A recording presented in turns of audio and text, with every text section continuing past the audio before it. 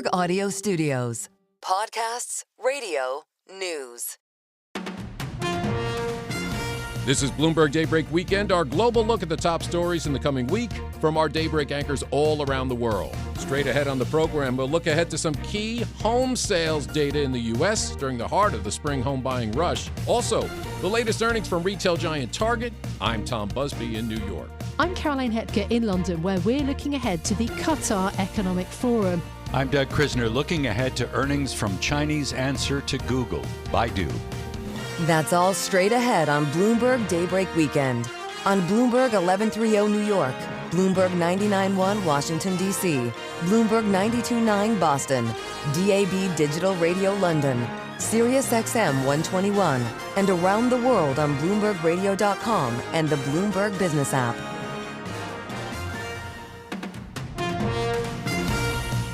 Good day to you. I'm Tom Busby. We begin today's program with reads on existing and new home sales for the month of April, the obstacles the housing industry is facing right now, and what this week's earnings from the nation's big home improvement retailers can tell us about the housing market.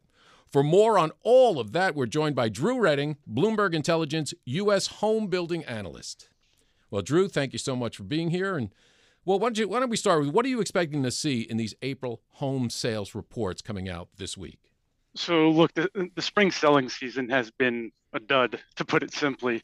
The latest housing data that we have from Redfin shows pending home sales down about 3%, which is the lowest on record for this time of year. You have homes sitting on the market longer, and for sale inventory is rising, up about 14% to last year. On the new home side, we just got data on purchase applications from the builders, which show sales down 5% from last year. And if you look at some of the names that we cover, orders in 1Q were down about 10%. So it's certainly been a challenging market. Some of the builder confidence data that we look at is the lowest going back to late 2022. And the measure of present sales expectations is near the lowest since 2012. So the outlook for sales isn't all that strong right now. Wow. Is this just a perfect storm of sky-high prices, elevated mortgage rates, and a lot of economic uncertainty? I think you hit the nail on the head. It's really those two things. First, affordability. This piece isn't new, but it's not improving. We came into the year thinking that we might get some relief on rates, and earlier in the year, it looked like mortgage rates did come down a little bit, but now we're headed back up towards 7%. And with home prices continuing to climb, affordability remains near the worst level on record. And then the second piece is what you mentioned. It's uncertainty, which is leading to a lack of urgency among buyers. There's been a lot of discussion out there about, the soft data versus the hard data, and when does the weakening in the soft data translate, if ever, into what we're seeing into the numbers. And I can tell you that at least from a housing perspective, it is having an impact. When you're thinking about big ticket purchases like buying a home or, in the home improvement space, taking on a large remodeling project, you want to have confidence in the economy and your job. And we've seen those numbers start to come down. We've heard from almost every builder out there that there's just a lack of urgency as buyers wait to see what happens with prices, what happens with rates. So for us, it's certainly having an impact at this point. Wow. Well, the only good news I've seen, and you tell me how this could change things, the number of homes that are listed seems to be rising. I mean, are sellers giving up any hope for lower mortgage rates right now, just saying we've got to pull this trigger now? Well, I think it could be good or bad, depending on who you ask. I mean, we think that more inventory coming to the market could support modestly improved volumes in the existing home market as a whole. But I do think that over time, that will come with more moderate price increases and in a lot of markets, outright price declines. And we're already seeing that in some markets, predominantly in the South and the Southwest. When you think about it from a builder's perspective, one of the key drivers over the last several years have been a lack of listings, which have forced buyers into the new home market. Now, in some of the biggest markets that the builders are in, Florida and Texas, you have inventory levels which are back above 2019. So what we're seeing is that in order for the builders to compete in these markets, they're having to more heavily discount. So, they're having to increase their use of sales incentives. Maybe in some cases, they're lowering base prices, but it's becoming harder and harder to get each sale for the builders. Wow. So they're changing their tactics. I know that there are some things they can do as far as economic incentives. Are they building smaller homes? Are they putting in, maybe not a Bosch dishwasher, but a Whirlpool? You know what I mean? Are Are they struggling with? Yeah, builders have done a handful of things to try to get that affordability equation back in better check. One, they are building smaller square footage homes. It's a trend we've seen over the last several years. You're not seeing as highly amenitized offerings, particularly for builders at the lower end of the market who are catering to the entry level buyer who are more looking for shelter in the first place. So you're seeing less amenities in those offerings. You're seeing, higher density options, so maybe more townhome construction and things of those nature. Now, another thing I'm hearing about is possibly the administration's tough immigration policies. Has that impacted builders in a big way yet, or is that still being flushed out, that they just don't have the workers availability that they did before? Yeah, so the lack of labor supply in the residential construction industry has been an issue for, a handful of years, really since the bottom of the last cycle. We've seen things start to improve more recently, and that's because volumes in the industry have come down, so there's not as much in need. But that being said, the immigration policies and all that discussion is certainly a headline risk for the group. To this point, the builders we talked to haven't really seen an impact from that, but it's certainly something that we're going to keep our eye on, because to the extent that, maybe housing does start to come back a little bit, if rates are able to fall, then you have more builders competing for less supply, which would raise labor costs. Got it. Now, Drew, this coming week, we get first quarter earnings from the nation's two biggest do-it-yourself home improvement chains, Home Depot and Lowe's. Now, what do you think those results are going to tell us about the housing market right now and about what people are doing to their homes? Yeah, good question. I think this is going to be an interesting quarter for home improvement retail. It seemed like coming out of last quarter, the industry was starting to get a little bit of momentum. We had the first same-store sales growth in about 2 years. Certainly not going gangbusters, but perhaps indicating that the worst was behind it. As we gotten through the first few months of this year, we've had some volatility in the weather. We've had increased amount of uncertainty given the commentary around economic growth and political developments, and we think that will probably be reflected in both results and guidance. And when you think about, how they're being impacted by housing, and what it means is we're really seeing it on the big ticket side of the business. So think of things like kitchen and bathroom models, flooring projects, and things along those lines. It's the discretionary side of the business is certainly softer. And part of the reason for that is because rates are so high, and these are projects that are typically financed. So we're seeing relative softness on that side of the business. If we look at some of the more recent data we have on traffic, it shows that February was weak, March improved a little bit, and it was mixed in April. On a relative basis, it looks like Home Depot is maybe doing a little bit better from a traffic perspective. And I think we're going to see that in performance at same-store sales, because Lowe's has that higher exposure to the DIY customer, which is a little bit weaker at this point. Well, a lot to look forward to. Existing home sales, that's the biggie for April. That's out on Thursday. New home sales for that same month out on Friday. Our thanks to Drew Redding, Bloomberg Intelligence U.S. home building analyst. We move next to earnings, and this week we get first quarter results from the retail giant Target, which has faced some real struggles lately, and not just because of U.S. consumers pulling back on their spending.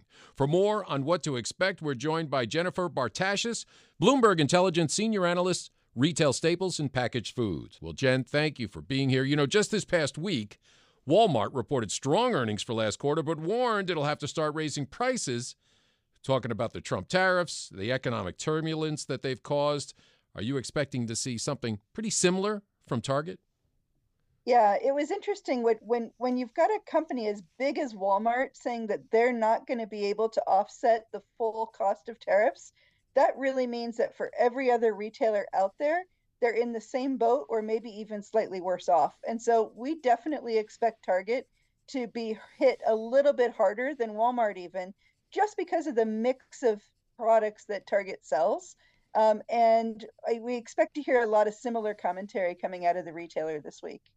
Now, some of those problems or some of those challenges for Walmart, where Walmart makes about half its money from groceries, Target maybe about 0.25%. Is that part of the equation there?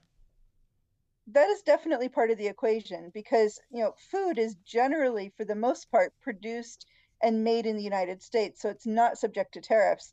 And a lot of food that is imported is coming from Mexico or Canada, which is also currently free from tariffs based off of the North America-Mexico, the Canada-Mexico-U.S. trade agreement.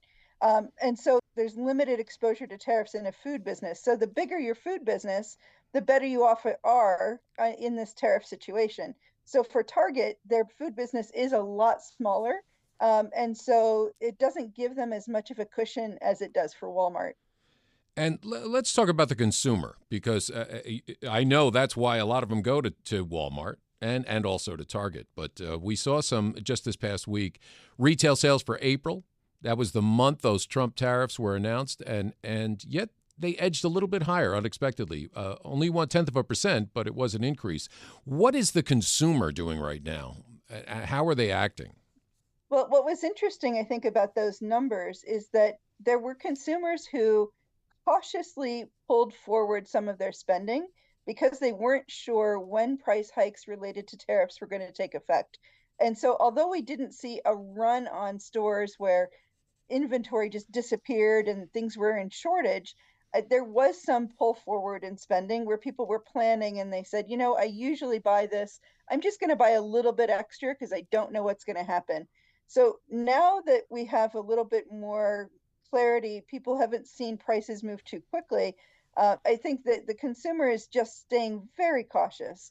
They're looking for value. Now, value applies in different ways to different people. It could be just price, it could be convenience, it could be quality.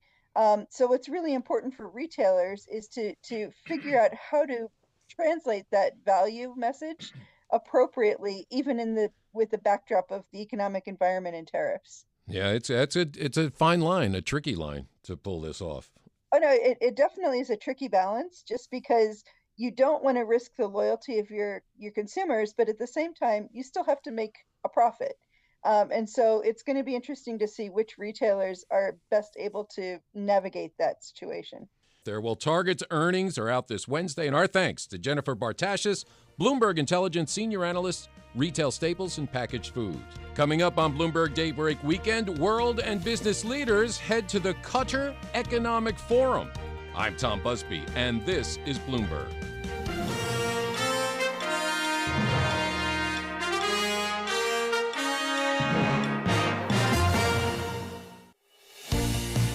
This is Bloomberg Daybreak Weekend, our global look ahead at the top stories for investors in the coming week. I'm Tom Busby in New York. Up later in our program, a look ahead to earnings from the Chinese tech giant Baidu. But first, in the wake of President Trump's visit to the Middle East, the region will be in the spotlight again this week as world and business leaders touch down for the Qatar Economic Forum. Amidst growing global instability, could 2025 herald a new era of dominance for Gulf nations? For more, let's get to London and bring in Bloomberg Daybreak Europe anchor Caroline Hepker. Tom, it's the 5th edition of the Qatar Economic Forum, an event underwritten by the state of Qatar and powered by Bloomberg. This year, the theme is transforming the global economy. It's an apt topic at a time when the world's trade and capital flows, economies, investment and energy industry are all in flux. There's also the question of geopolitical uncertainty, a phenomenon the region has battled with in Gaza, Lebanon, Iran and elsewhere. But residents and investors are keen to showcase the Middle East's potential as an emerging global player and investment partner. It's a factor President Donald Trump emphasised during his recent visit to Saudi Arabia, despite acknowledging current barriers to progress. The Gulf nations are at the forefront of creating a stable, peaceful and prosperous Middle East. And I have to say that I've seen such progress. It's really incredible. I've also seen great unity and friendships. I've spent a little time with you just before this, and I've seen tremendous unity, tremendous friendship, and the whole world is watching the Middle East, and many are watching with envy. You have something very special going on. Incredible opportunities are within reach for this region. If we can simply stop the aggression from a small group of pretty bad actors. That was President Trump speaking during his time in Riyadh, Saudi Arabia, as part of his Middle East tour.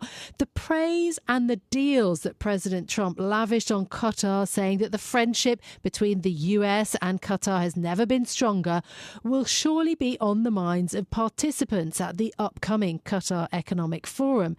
So what should we expect? I've been speaking to Bloomberg's managing editor for the Middle East and North Africa, Honor Ant, to get a sense of what the main themes at the forum are likely to be. The overarching theme, at least officially, will be that will shape the discussions at the Qatar Economic Forum will be the transformation of the global economy on the road to 2030. And that's especially relevant to the region, to the Middle East Gulf, where oil producers are at the forefront of that transformation, as they are trying to diversify their sources of income and their economy more broadly away from hydrocarbons. And that is an effort led by the likes of Qatar, as well as Saudi Arabia, and of course, the United Arab Emirates, where Abu Dhabi is the capital and Dubai is the commercial heartland.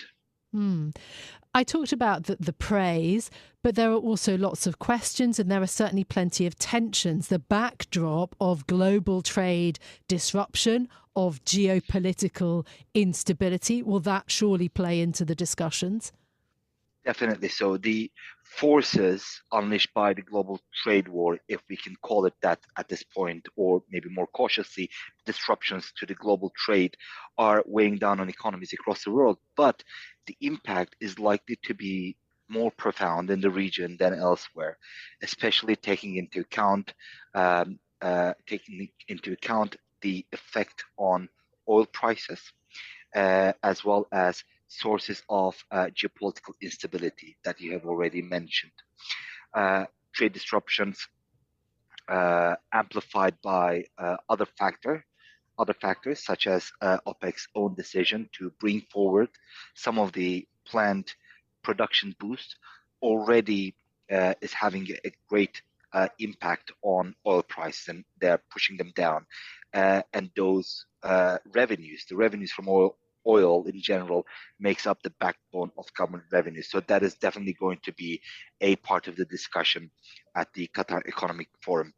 And obviously we should add to that the violent conflicts, including the war in Gaza between Israel and Hamas, which now has been raging for more than a year and a half. And it's something that forum participants will definitely discuss, as it does affect everything from capital flows to perception of risk, which has obviously a huge impact on investors' propensity to increase exposure to the region. Yeah, indeed. The conflict in Gaza, the war in Yemen, whether the sanctions against Syria may be lifted by the US, the whole issue of security. But just tell us about the people who are going to be there, who are going to be attending.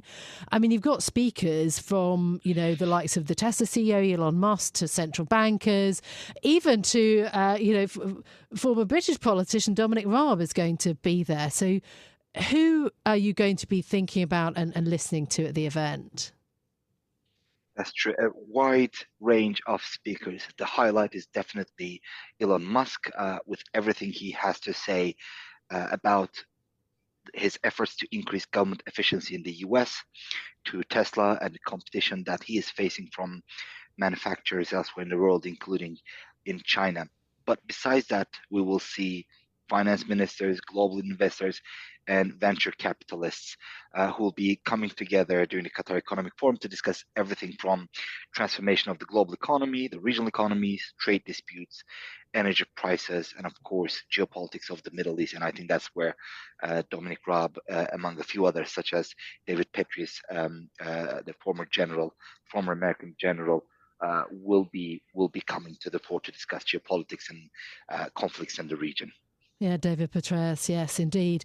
But you mentioned investment opportunities and the idea of diversifying away from hydrocarbons, obviously, a huge undertaking in the Middle East.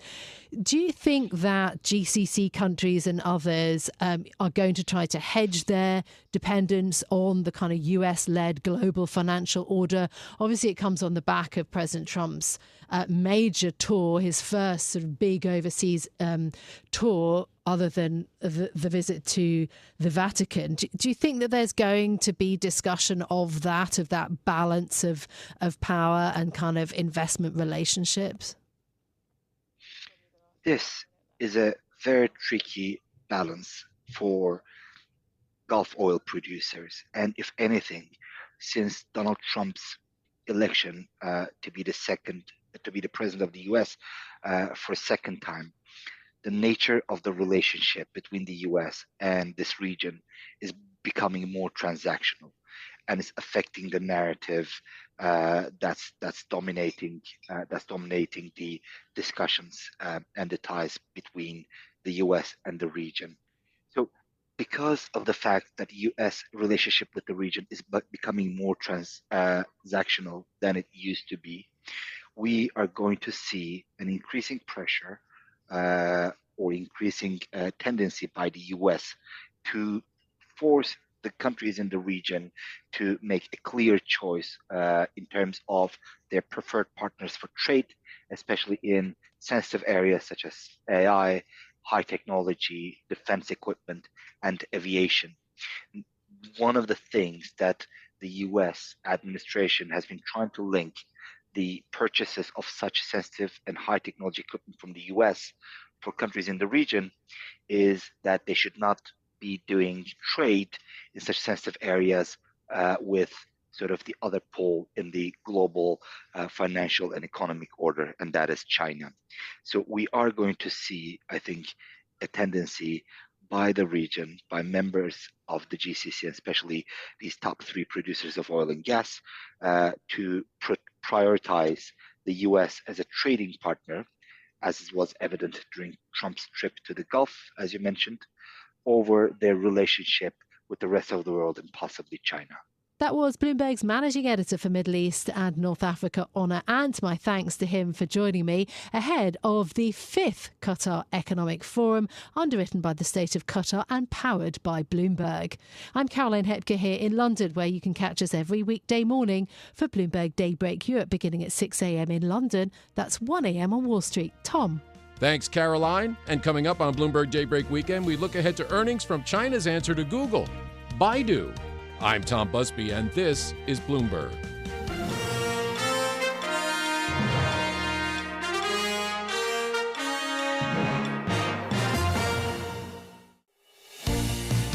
This is Bloomberg Daybreak Weekend, our global look ahead at the top stories for investors in the coming week. I'm Tom Busby in New York. Baidu's early lead in AI is being eroded by fast-moving competitors, and its core search business continues to lose ground to short-form video apps. For more on what's going on, let's get to the host of the Daybreak Asia podcast, Doug Krisner. Tom, Beijing sees it as one of its national champions. This is Baidu, and the company will report earnings in the coming week. Now, Bloomberg Intelligence says Baidu's outlook remains highly challenged. Its AI ventures are set to remain unprofitable for the next 3 years as competitors like Tencent, ByteDance, and Alibaba narrow the gap. For a closer look, I'm joined by Bloomberg's Robert Lee. He is senior software analyst for Bloomberg Intelligence, joining from our studios in Hong Kong. Robert, thank you so much for making time to chat with me. Let's begin by remembering where we were when Baidu reported its fourth quarter numbers. AI cloud revenue grew 26% year on year. Advertising revenue continued to decline. So to what extent will the upcoming results kind of mirror what we had in the prior quarter? I think probably it is most likely to be a mirror, as you say, of what we saw before. Because taking a step back, Baidu is often referred to as the Google of China. It's the dominant search engine. So that's the cash cow, but relatively low growth business, which underpins their cash generation and helps fund their investments in AI. And on the AI side, as you mentioned, I think it's well recognized over the last 2 to 3 years that they were seen as a national champion. As you said in your intro, they had quite a large lead on the competition, but progressively we've seen that lead erode. And why is that? Ultimately, well, a number of reasons, but Baidu is a medium-sized company, and you've got China's tech Goliaths, not just Tencent and Alibaba, but the likes of Huawei, ByteDance, the national telco companies, the list goes on. These are substantial companies with huge cash flow and huge balance sheets behind them, considerable depth of R&D resource and developers and engineers. So it's very difficult for a relatively thinly spread company like Baidu to compete against the vast resources of these big tech platforms. So that's one issue. And then the second issue for them, going back to the search engine business, no, we all access search, don't we? It's a free service. So how do these companies monetize? They do it through advertising. So unfortunately for Baidu, their core search business has come under increasing competitive threat, which has had a negative impact on their advertising revenue. So that core cash cow business that underpins everything is not in a calamitous decline, but it's in a slow and steady decline. And I think those are the two main reasons why you've seen the stock price underperform and actually, the financial performance of this company remain under sustained pressure. We can talk about the Chinese consumer and Baidu's e-commerce business in a moment. But can we focus first on the AI story? From what I understand, Baidu will no longer charge users for its AI model Ernie. How well does that chatbot compete with other products in the Chinese market? So it was, recognized as of around 18 months ago as probably the leading chatbot. But since then, we've seen company after company launch relatively, similar products. So I would say, in fact, if you or your listeners want to understand anything about AI, go back to basic economics. The market in China is flooded with supply. I'm choosing my wording carefully, and that is not an exaggeration. In December of last year, so that's already 4 or 5 months out of date, there were more than 500 large language models in China, and there are dozens and dozens of chatbots, most of which are available for free. The level of product differentiation is low. The switching cost to the user is low. It's a commoditized sector. So that's a very, very difficult environment for the likes of Baidu or even Tencent to monetize. Because, I have DeepSeek downloaded to my mobile phone. If they started charging, I would most likely delete it and just switch to another free service. That's the issue at the moment. So we need to see a consolidation in the sector. And also, at the end of the day, what are these chatbots, et cetera, all for? Or why companies investing billions and billions in model development? Well, it's ultimately to help develop the next generation of killer AI apps, but nobody has real visibility on what they are at the moment. Sure, if you look in, like Adobe in the States, they've added AI functionality to Photoshop. I mean, that's a decent enhancement, but it hasn't allowed them to raise their ASP. And I'm not aware that it's driven a substantial change in their market share. So maybe it makes their product more sticky and gives more value add, but it's not really transformational in any way to their financial outlook. What about partnering with a company like Huawei? Is there any sense for a company like Baidu to adopt that sort of strategy? Yeah, I mean, Huawei's strength is really on the hardware and semiconductor side. They do have software interests, but that's a lesser focus for them. So I guess there's something like that could be a strategic option for them. But at the end of the day, you have to be delivering a differentiated products that either consumers or enterprise clients are going to pay for. And as I said, going back to basic economics, in a market, in a highly fragmented market that is flooded with supply, with very low switching costs, with very low barriers to entry, it's very difficult to charge in that environment. In fact, it's not difficult, it's almost impossible. That's the challenge. And yet, you have to maintain a very high level of R&D investment to keep up with the competition. And it's sort of fear of missing out, FOMO, which is driving a lot of the decision-making in the sector at the moment. So I think, there is good evidence that AI within certain user cases, obviously can add value. It's a good efficiency tool. It can help drive productivity in certain settings. Certainly if you look at something like drug development, there's great opportunities there. But again, I go back to my central point. The Chinese large language model sector is commoditized. So we need to see an industry shakeout, and we need to see the development of these next generation killer apps that consumers and corporate clients are willing to pay for. We don't have visibility on that at the moment. And the market is glutted. We get that too. And we've discussed kind of the AI cloud story as it relates to Baidu. I'm curious about revenue from ads that the company may offer on its various platforms. What's happening there? I mean, in terms of ad revenue. Okay, so the ad revenue they generate is really derived from their search engine. But as you've seen, again, this is where, double-edged sword, as we say in the UK.